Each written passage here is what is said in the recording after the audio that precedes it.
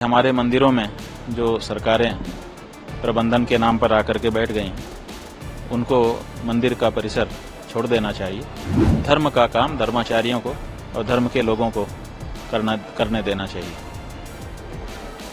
जैसे हमारे लिए हम हैं वैसे बाकी बार मामले में भी देखा जाए। एक पक्ष कह रहा है कि जाति की जनगणना होनी चाहिए ताकि जिसका जितना हिस्सा है, हिस्सेदारी उसकी है, उतनी उसकी भागीदारी हो जाए। हमारा ये कहना है कि हिंदू समाज भले अनेक जातियों में बटा हुआ है, लेकिन हर जाति गाय को अपनी मां मानती है, इसलिए गाय का बिल लाना चाहिए।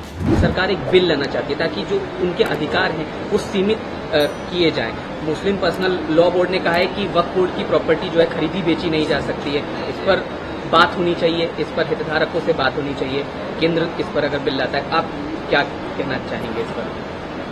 नहीं, हम ये कहना चाहेंगे कि हमारे मंदिरों में जो सरकारें प्रबंधन के नाम पर आकर के बैठ गई उनको मंदिर का परिसर छोड़ देना चाहिए। धर्म का काम धर्माचार्यों को और धर्म के लोगों को करने देना चाहिए। जैसे हमारे लिए हम हैं वैसे बाकी बार मामले में भी देखा जाए।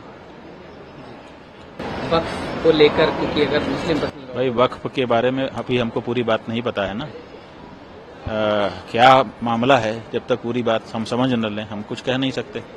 हमारी तो बात यह है कि हमारे मंदिरों में जो धर्मनिरपेक्ष सरकारें बैठी हैं उससे भी हमको समस्या है, इसीलिए हम चाहते हैं, मौका हमको मिला तो हमने अपनी बात कह दी, है ना। अब व्यक्ति को अपना सूझता है।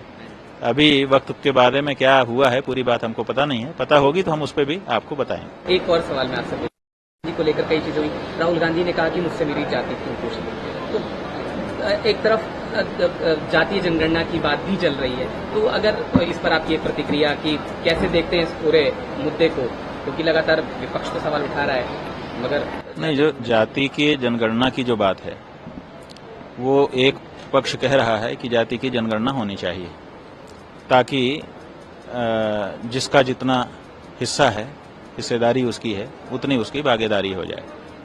दूसरे कह रहे हैं कि इससे हिंदू समाज में भेदभाव उत्पन्न होगा, बिखराव उत्पन्न होगा। जाति की बात नहीं करके एक हिंदू समाज है ऐसा कहना चाहिए। अब ये जो बहस है ये तो बहस चलेगी, अपने अपने पक्ष वो कहेंगे। हमारा ये कहना है कि हिंदू समाज भले अनेक जातियों में बटा हुआ है, लेकिन हर जाति गाय को अपनी मां मानती है, इसलिए गाय का बिल लाना चाहिए।